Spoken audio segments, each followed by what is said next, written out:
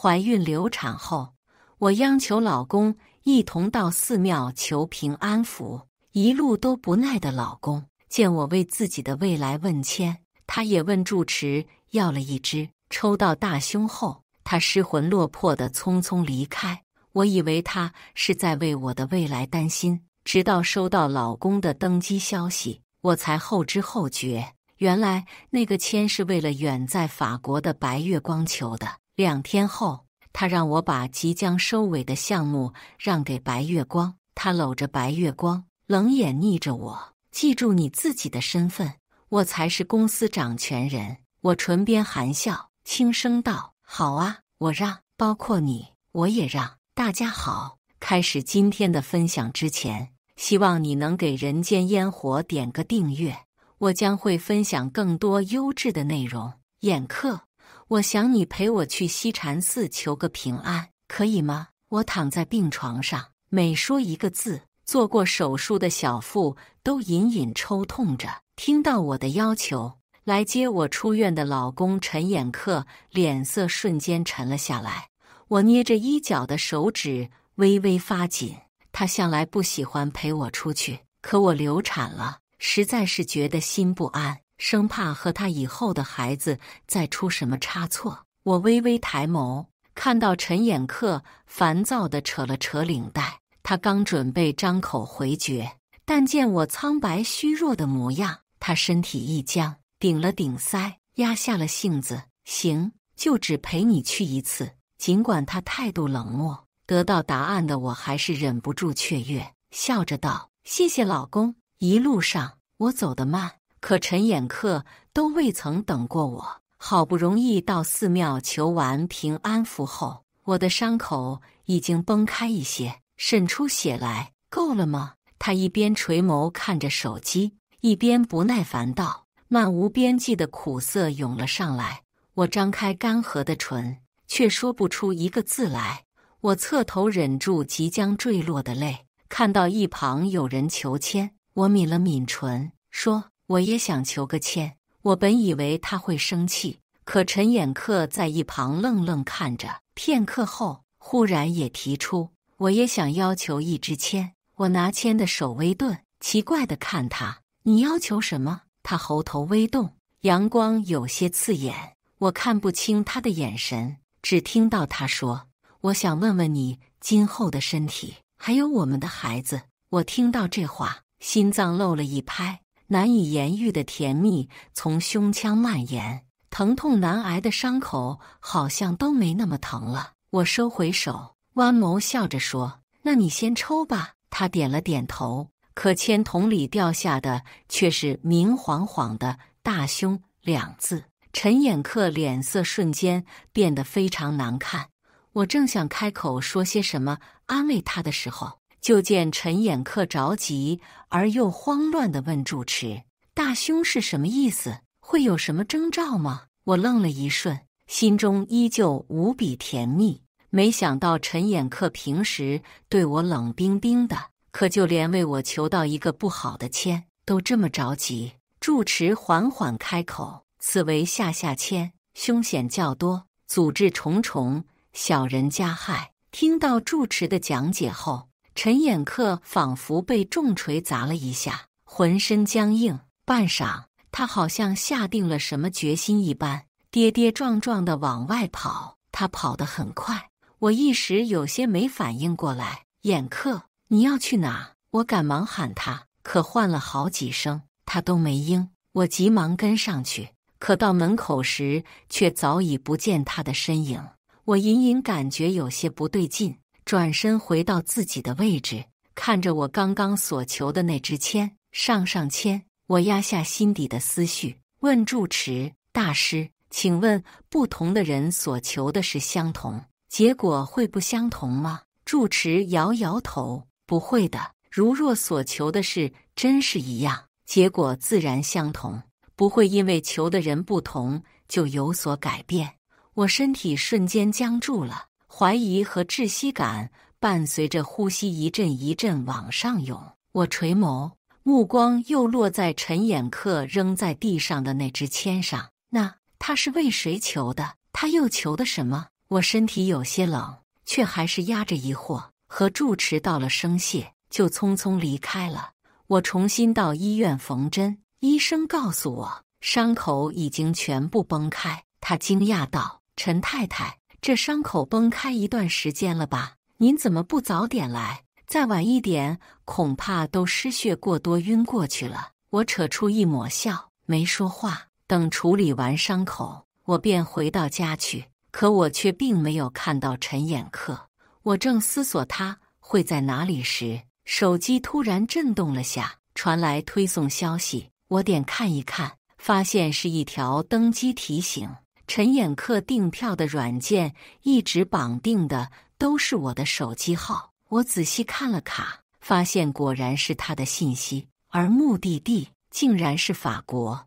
我握着手機的手開始微微發抖。陳衍克的初戀顧忘情也在法國。聯想到剛剛那支簽，我呼吸急促起來，心裡那根繃着情緒的弦好像一下子崩斷了。等我再回神時，自己已經坐上了飛往法國的飛機，我一刻都等不了了。我想立刻找到陳衍克問個清楚。下飛機後，我點開了很久以前安裝的情侶軟件，上面可以查看我和他兩人的位置。這還是我查了很久，陳衍克才同意裝的，但他從來沒打開看過，估計也忘了這個軟件的存在。只是現在正好方便我了。我跟着軟件上顯示的地址打了個車跟上。到達目的地時，我卻剛好欣賞了一出鬧劇。車子停在一個莊園門口，我剛下車就看到一個外國男人正指着顧忘情怒罵着什麼，而陳衍克抱着顧忘情，儼然一副保護者姿態，將他牢牢護在身後。他的動作熟稔到好像做過成千上萬次。這幅場景刺得我眼睛酸澀不已，我下意識蜷縮着手，掌心掐得生疼。我細聽下，才聽明白，原來那個外國男人是顧忘情的丈夫，但現在因為他破產，顧忘情就要跟他離婚。丈夫一氣之下就對顧忘情動了手。我呆呆地聽着，但我沒想到下一秒，我的丈夫會突然爆發。他上前一步，扯住外國男人的衣領，怒聲質問他：“你都破產了，為什麼還不離婚？你得到了卻又不珍惜，竟然敢打他！如果你給不了晴晴一個好的生活，憑什麼霸佔着她？”顧忘情一聽這話，立馬哭得梨花帶雨，滿臉都是感動。他眼眶通紅地扯住陳衍克的袖子，搖了搖頭，倔強地咬住唇，顫抖道：“沒事的，衍克，沒關係。”陳衍克立馬鬆開拉着她丈夫的手，回頭心疼的拭去顧忘情眼角的淚，動作輕柔，好像她是個脆弱的瓷娃娃。“乖，沒事的，等我處理完，別哭了。”“嗯。”等顧忘情乖乖點頭後，陳衍克又轉頭看向她丈夫，她冷聲道：“我可以給你500萬。但條件是你必須和顧忘情離婚。”500萬！哈！我簡直笑出聲來，笑得我眼淚噼里啪啦砸向地面，怎麼都止不住。我從未知道陳衍克竟然這麼大方到一擲千金，只為換來白月光的單身身份。顧忘情的丈夫沉思很久，最終點頭同意了，事情完美解決。顧忘情激動地哭到幾乎暈厥。“太好了，我好開心，謝謝你，衍克。”說着，他突然呼吸不過來，捂着胸口很是痛苦。陳衍克臉上的笑容瞬間僵住。“晴晴，你沒事吧？”他臉色瞬間蒼白，一把抱着顧忘情直直往醫院的方向跑。我視線模糊地看着兩人消失的方向，心臟仿佛被戳穿般墜痛不已。我胡亂擦了一把眼淚，也跟了上去。跟着兩人到醫院後，我看到陳衍克臉上的表情還是面部的一怔。我從未見過他這副模樣，着急、心疼，似乎恨不得要替顧忘情疼，眼眶通紅的都要落了淚。我看着，忽然就想到我意外流產的那天，因為大出血，幾乎從鬼門關走了一轉。搶救回來時，我下意識尋找陳衍恪的身影，卻沒看到他。我氣若游絲地一問，才知曉他只是來簽個字就離開了，而後再也沒有出現。我安慰自己，他說不定是去給我買東西了呢。我抱着期望給他打電話，他卻語氣敷衍地說，公司的一個大項目太緊急，我不得不去公司處理。我給你安排的都是最好的醫院和醫生，你放心吧。我捏着手機的手指發緊，心中一陣酸澀。我想告訴他，我只是想見他，在這個失去孩子的悲痛時刻，我只想他陪在我身邊。可我卻硬生生把這個情緒忍了下來，因為我也明白那個項目關乎着他的公司能不能上市。我很清楚陳衍恪為了成功付出了多少努力和心血，我心疼他，也就忍下了那份委屈，沒跟他爭吵。可是我到現在才明白，原來陳衍恪不是一個冷心冷意的人，他也會緊張，會心疼，會關心人。他只是從來就不愛我而已。原來一腔孤勇也不能守得雲開見月明。原來他愛的人從未改變，是我一直自欺欺人的安慰自己，從來沒看清過罷了。顧忘情忽然出聲，打斷了我混亂的思緒。他輕聲問陳衍恪：“衍恪，你怎麼會突然來找我？”陳衍恪溫柔地替他掖了掖被子，柔聲道：“我在寺廟給你求了一支籤，結果顯示的大凶，我怕你出事，所以我一刻也等不了，就來找你了。”我所有猜想在這一刻得到證實，我身形一晃，幾乎站不穩，劇烈的痛楚席捲全身，刺骨的寒意也蔓延至四肢百骸。以前有人問過我，近月，如果讓你放棄陳衍恪，需要多久的時間？當時的我剛被陳衍恪求婚，暗戀多年，終於得到結果。於是我說，一輩子都不會放棄，因為我愛他。可現在我會告訴對方，只需要16個小時。飛行的11個小時裡，我腦海中浮現出各種猜疑和痛苦，種種情緒交織在一起，讓我近乎窒息。剩下的5個小時裡，我又親眼目睹了陳衍恪是如何愛一個人的，心臟疼到麻木。我忽然卸下全身的力氣，腦海中只有一個念頭：放棄吧。我想放棄了。是啊，靠火的人又怎會感覺不到溫暖呢？那麼多年，他從未愛上我，我輸了，輸得徹底。我失魂落魄地從醫院離開後，就買了票回國。我清楚，陳衍恪一定會帶着顧忘情回來，我必須得為自己早做打算。男人我可以不要，但財產我不能讓。回國後，我立馬就找了金牌律師，讓律師去查我和陳衍恪的婚後財產。與此同時，我又聯繫了公司的第二股東，和他談了售賣我手中股權的事宜。股東有些驚訝：“江總，這個公司不是您和陳總一起創辦的嗎？”我扯出一抹笑：“要離婚了，當然得分乾淨才好。”話說到這，股東了然，他對着我點了點頭，合作愉快。簽完合同，我又從陳衍恪的各個社交平台以及電腦的文件裡找出了他對顧忘情念念不忘的證據。我看着眼前的一切，這才知道了當初陳衍恪決定娶我的真相。上天不公，為什麼會讓我的情得絕症？他哭着和我說，希望我跟江近月結婚。他說，希望我娶一個真心愛我的人，有妻子好好照顧我的話，他就放心了。可我不喜歡江近月，我討厭他。但如果這是情的遺願的話，我願意。啪嗒一聲，手不知何時脫力，手機掉在地上發出響聲。我直到現在還能記得陳衍恪求婚的時候，我有多開心。可原來這場婚姻從一開始就是場騙局。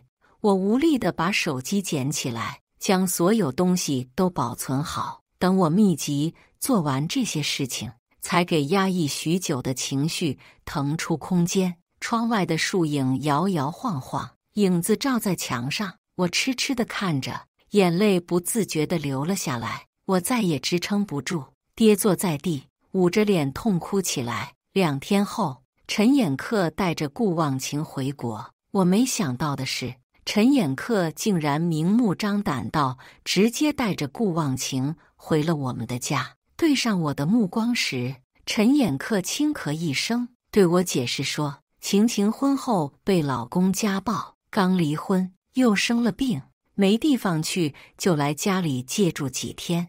我原以為自己已經無所謂了，可心裡還是不禁刺痛了下。我靜靜看着兩人，最終還是沒拒絕。畢竟我已經決定了要跟陳衍恪離婚，他有沒有把人帶回家都無所謂了。可沒想到，他不僅僅是帶着顧忘情回家，甚至還把人帶到公司。開會時，他居高臨下地睨着我：“靳月，我想要你把經手的項目讓出來給晴晴做。”我簡直懷疑自己聽錯了，這個項目十分重要，而且我和團隊已經跟了很久了。現在到了收尾的時候，陳衍恪竟然要我讓給顧忘情。我捏着文件的手指微微發緊，紙張被我捏得皺皺巴巴。這個項目馬上收尾了，沒必要換人。陳衍恪態度強硬，冷聲道：“江靳月，你記住自己的身份，公司的掌權人是我，不是你。”聽到這話，我沉默了。半晌後，我輕輕笑出聲，面對他冰冷和不解的視線，我一字一句道：“好，我讓，包括你，我也讓。”陳衍恪聽到這話愣了一瞬，隨即臉沉了下來，眼裡頃刻間被憤怒佔據。他怒聲質問我：“江靳月，你到底在瞎說些什麼？我和晴晴清清白白，輪得到你來說什麼讓與不讓的話嗎？”我嘲諷地看着他，勾唇淡笑：“怎麼，敢做不敢當嗎？你敢說你不愛他嗎？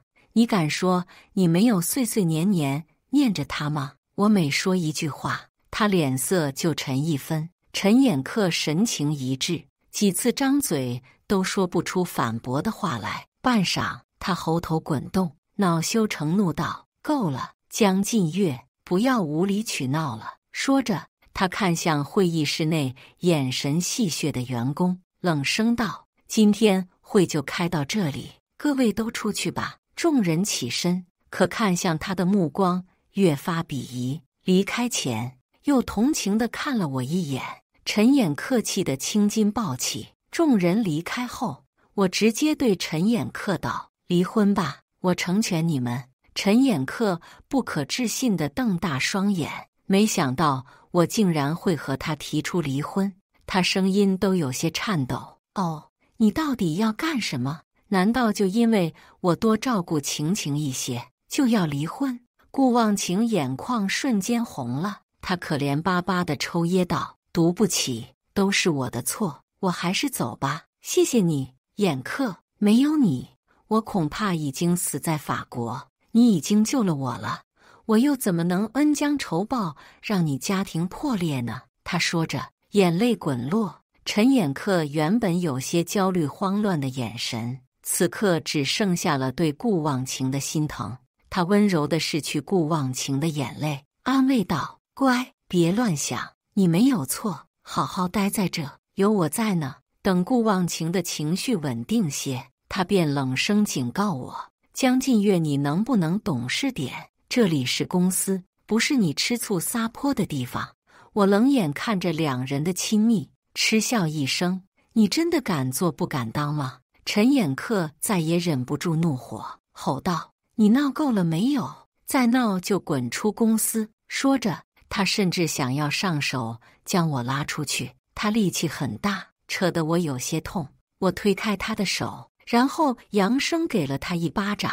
啪的一聲，陳衍恪懵了，整個人愣在原地。我的手掌火辣辣的疼，諷刺道：“大名鼎鼎的陳總怎麼承認的勇氣都沒有，真是偽君子一個。陳衍恪從震驚中回神，額角青筋暴起。他剛要暴怒發火，我就把收集到的證據拿出來砸在他面前。來，繼續辯解呀！待陳衍恪看清的那瞬間，他瞬間噤聲，臉上的憤怒瓦解，取而代之的是無盡的驚愕與恐慌。他結結巴巴問我：“你都知道了？”他呼吸一滯，顧不得臉上被紙張劃破的傷口，慌忙問我：“你什麼時候知道的？”我唇角微勾，心臟傳來頓痛。去寺廟那天，你沒想到吧？那天我跟着你去了法國，親眼目睹了一出英雄救美的好戲。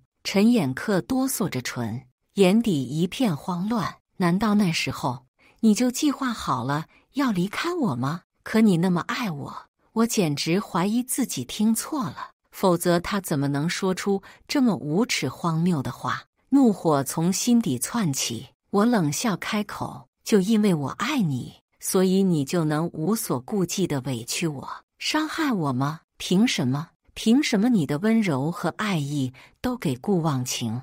憑什麼要把我牽扯到你們的愛恨情仇裡？我做錯了什麼？我是很賤的人是嗎？”說着，我還是忍不住紅了眼眶。我緊緊咬着舌尖，讓痛意把洶湧的情緒逼退。別說愛你，我現在恨不得你去死。陳衍恪愣住了，身體僵硬，整個人好像被浸泡在冷水裡，消散了所有的怒火，只剩下頹然。他臉色蒼白，嘴唇動了動。靳月，他話還沒說完，顧忘情就哭出聲來：“對不起，對不起，靳月，你要怪就怪我吧，怪我的身體不好，怪我的任性。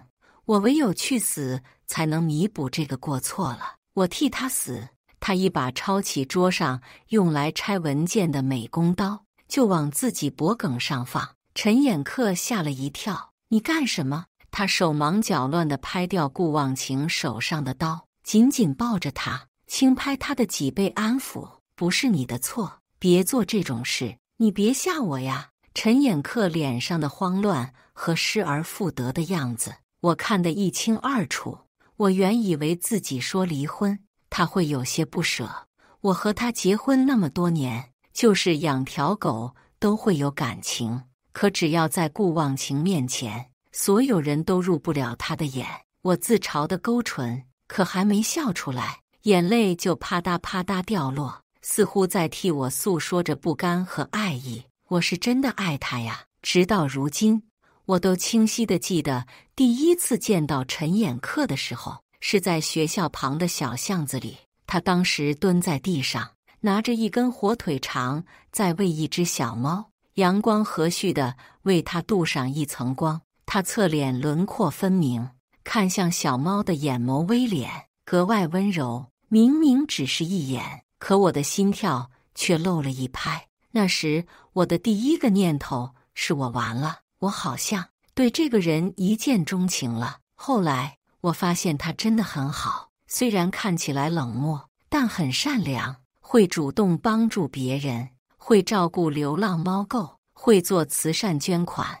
我一直期盼着自己能夠打動他，可現在我在陳衍恪的身上已然見不到一點當初善良少年郎的影子了。也對，他所有溫柔愛意都給了懷中那人。我胡亂擦了一把眼淚，從思緒回神，上前一步，將離婚協議擺在陳衍恪面前：“盡快簽字吧，並且最好把用在顧忘情身上的錢拿回來。”我冷冷看着兩人，一字一句道：“否則，我不介意親手毀了你，讓你身敗名裂。”聽到這話，陳衍恪立馬鬆手，眼底滿是慌亂。“靳月，你聽我解釋。”沒等他話說完，我直接離開了公司。他想上前追我，可當聽到顧忘情的驚呼聲時，他的腳步頓住了。“晴晴，你怎麼了？”我了然地笑了笑。事到如今，明明沒有期待了，可為什麼心還是會痛呢？當晚，陳衍恪就帶着離婚協議回到了家。他疲憊地捏了捏鼻梁，問我：“我們真的要鬧到這一步嗎？我沒回答，而是問他，離婚協議呢？簽好了嗎？陳衍恪紅了眼眶，啞聲道：江近月，你真的想好了嗎？我如果真的簽下名字，我們就再也沒有挽回的餘地了。我們在一起這麼多年，沒必要做這麼絕吧？你難道對我已經沒有感情了嗎？我抬眸看他，他眼底滿是自信和篤定，似乎篤定我還愛他，不可能捨得離開他。我忍不住嗤笑，諷刺道：陳衍恪，你到底在普信些什麼？早在我知曉真相的那一刻，我們就再也沒有任何的可能了。陳衍恪瞳孔倏然縮緊，他向來是個自尊心極強的人，聽到這話，沉默片刻，咬了咬牙，惱羞成怒道：好，既然如此，我成全你，希望你不會後悔。話落，他直接簽了字。等他簽完，我拿了離婚協議就離開了。臨到門口，我腳步微頓，回頭提醒他：陳衍恪，30天後不要遲到。我往前走了幾步，仍能聽到身後傳來陳衍恪暴怒的聲音。我譏諷地勾了勾唇，撫摸上心臟的位置，原以為自己還會痛，可此刻已經沒有任何感覺了。拿到離婚證後，我沒再等，而是直接把手中的股份盡數賣給了公司的第二股東，然後又把我手中的證據交給陳衍恪的對家公司。公司是我和他一手創立的，我付出的心血並不比陳衍恪少半分，但既然已經和他撕破臉，我也就不必留情。況且我既然能毀了公司，就也能重塑一個新的公司。我手指輕扣桌面，唇角笑意加深。陳衍恪，希望你能夠喜歡我送你的禮物。2天後，網上突然爆出了陳衍恪出軌的醜聞，網友們看到都炸了，評論區全身對他的怒罵和討伐。太賤了呀！我操！既然喜歡小三，為什麼要娶妻？公司還是和前妻一起創立的，賤得沒邊！渣男賤女今晚暴斃！我說的，我是快遞公司的，這兩人是大賤貨。罵人的網友越來越多，直接把醜聞頂上熱搜，而公司的股價也因此暴跌。與此同時，第二股東聯合其他股東，以對公司造成不可挽回的影響為由，要罷免陳衍恪董事長的位置。陳衍恪被拉下馬後，就找到了我，他雙眼布滿了血絲，赤紅着眼問我：你為什麼那麼恨我？難道就因為我不愛你嗎？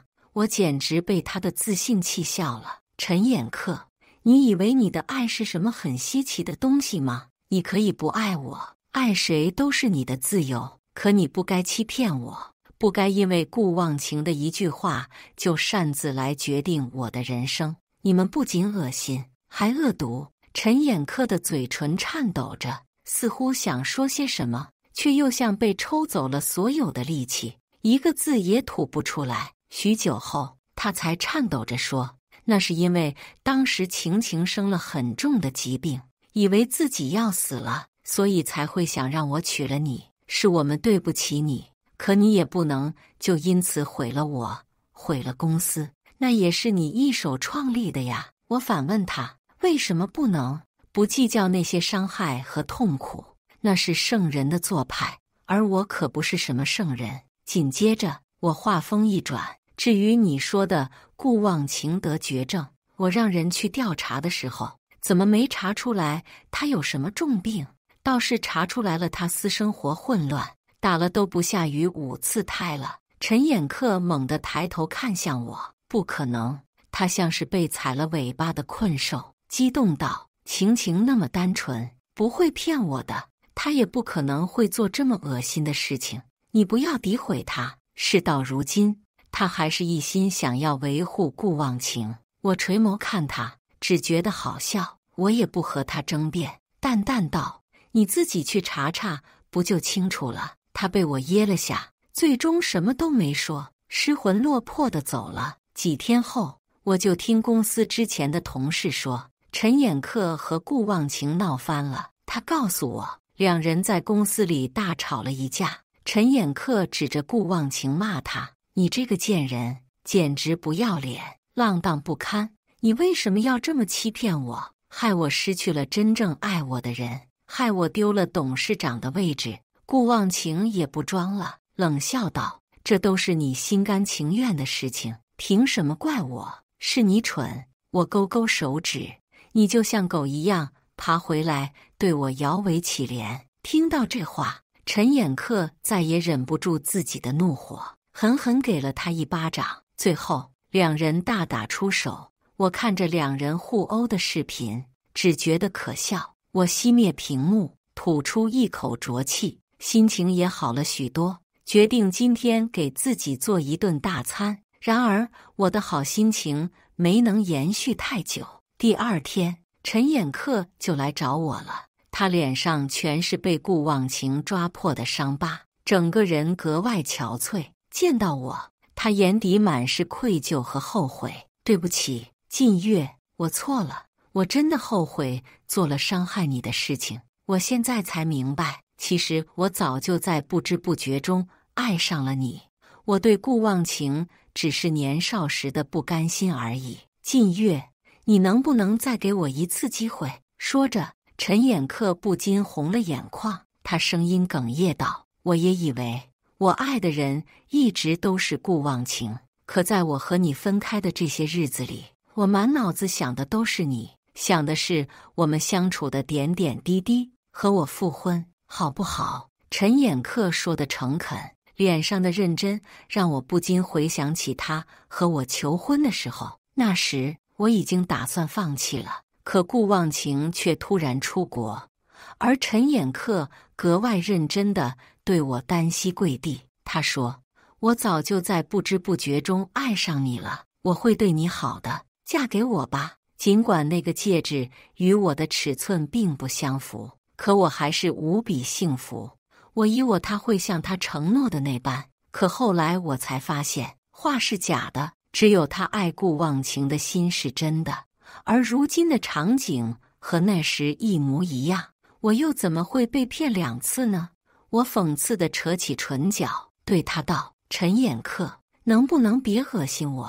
合格的前任就該像死了一樣，你不懂嗎？現在我已經給你和顧忘情讓位了，又來找我幹什麼？”他不停搖頭：“不是的，不需要讓位，他根本不配。他這麼惡心的騙子，怎麼能比得上你？我會改的，靳月，我所有財產都給你，好不好？”他拉着我的手腕，懇求着，可被他觸碰過的肌膚瞬間起了一層雞皮疙瘩。我惡心的想吐，一把甩開他：“我就是死都不會跟你和好，滾吧！”話落，我轉身就要離開，他呼吸一滯，跌跌撞撞的就要來追我。突然，砰的一聲，汽車輪胎摩擦地面的響聲和陳衍恪痛苦的悶哼交織，巨響讓我耳朵瞬間耳鳴。我回頭看去，就看到了被車子猛烈撞擊倒在血泊裡的陳衍恪，還有從車上下來滿臉癲狂的顧忘情。哈哈哈！陳衍恪，你憑什麼不要我？你明明說過你最愛我，你怎麼能食言呢？死了就能永遠陪着我了。看着陳衍恪奄奄一息的模樣，他又忽地落下淚來。“對不起啊，衍恪，我真的愛你。”我瞳孔倏然縮緊，渾身血液倒流。我極力克制自己的顫抖，拿出手機叫來救護車，又報了警。顧忘情被警察帶走的時候，依舊是瘋瘋癲癲的樣子。